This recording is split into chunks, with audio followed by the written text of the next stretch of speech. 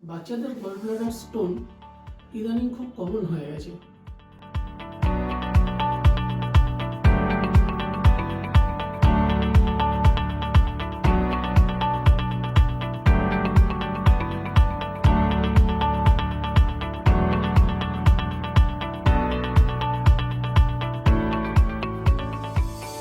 আমি doctor Partha Chakraborty, consultant general surgeon and specialist paediatric surgeon, Neotia Mediplus মহানাতলা ব্রাঞ্চে আমি বসি। আমি বাচ্চাদের গলব্লাডার স্টোন সম্বন্ধে দু চারটে কথা আপনাদেরকে বলতে চাই। বাচ্চাদের গলব্লাডার স্টোন ইদানিং খুব কমন হয়ে গেছে।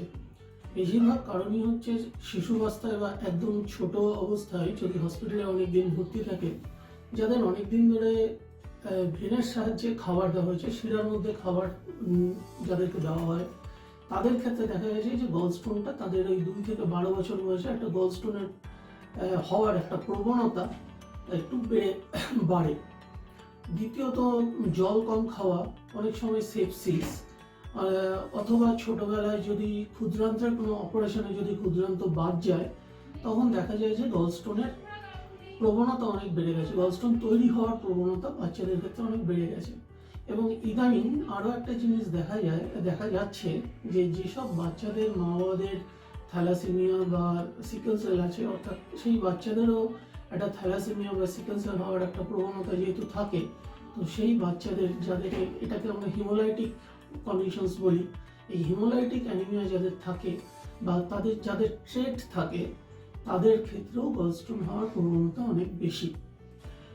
গলস্টোন হলে বাচ্চাদের যে অসুবিধাটা হয় সেটা হচ্ছে যে ফ্যাট জাতীয় খাবার খেলে একটা পেটে ব্যথা, একটা বমি বমি ভাব বা বমি হওয়া, পিত্তবমি হওয়া, এবং ব্যথাটা ডান দিকের পেটের নিচে হয় এবং বাঁদিকে এই ডান দিকের কাঁধেই সেটা ছড়ায়। আপনারা যখন যদি দেখেন আপনাদের বাচ্চার এরকম যদি কোনো খাবার খেলেই, বিশেষ করে দুধ বা আইসক্রিম বা ফ্যাট জাতীয় কোনো খাবার খেলে, মাখন ঘি জাতীয় কোনো খাবার খেলেই বাচ্চার যখন এরকম হচ্ছে, তখন আপনাদের যেটা ধারণা করতে হবে যে বাচ্চার হয়তো গলস্টোন হলেও হতে পারে, এবং তখন আপনাদের হয় পিডিয়াট্রিশিয়ান বা কোনো পিডিয়াট্রিক সার্জনের কাছে বাচ্চাদেরকে দেখানোটা দরকার।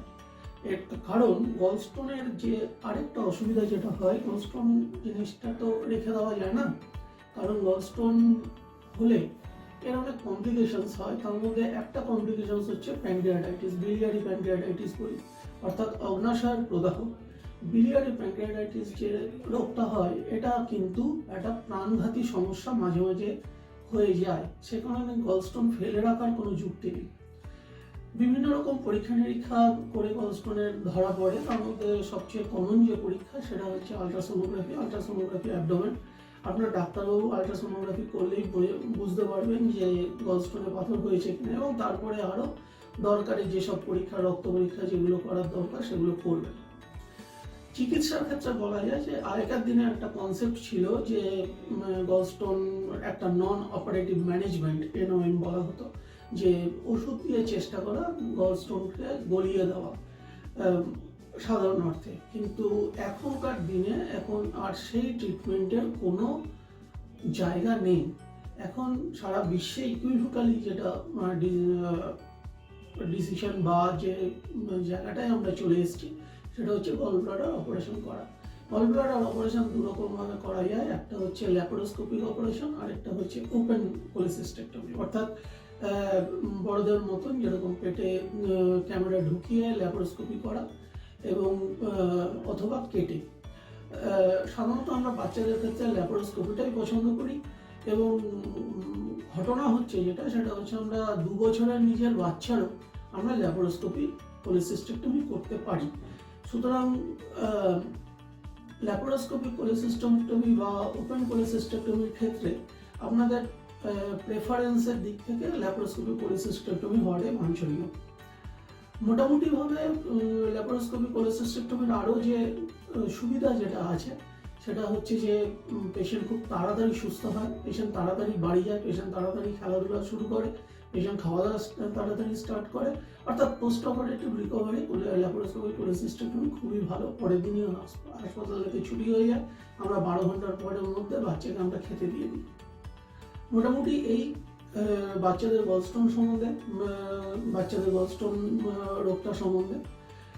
যদি আপনাদের বাচ্চার, পরিশেষে একটাই কথা বলার, যদি আপনাদের বাচ্চা বা আপনার শিশুর যদি কখনো এরকম মনে হয় যে গলস্টোন হয়েছে, তাহলে কখনোই জিনিসটাকে ফেলে রাখবেন না। আপনার যিনি পিডিয়াট্রিশিয়ান, শিশুরোগ বিশেষজ্ঞ বা জেনারেল সার্জন বা পিডিয়াট্রিক সার্জন, যিনি যেই ডাক্তারবাবুই আপনার হাতের কাছে আসেন না কেন, তার কাছে অবশ্যই যাবেন, তার মতামত দেবেন। ধন্যবাদ।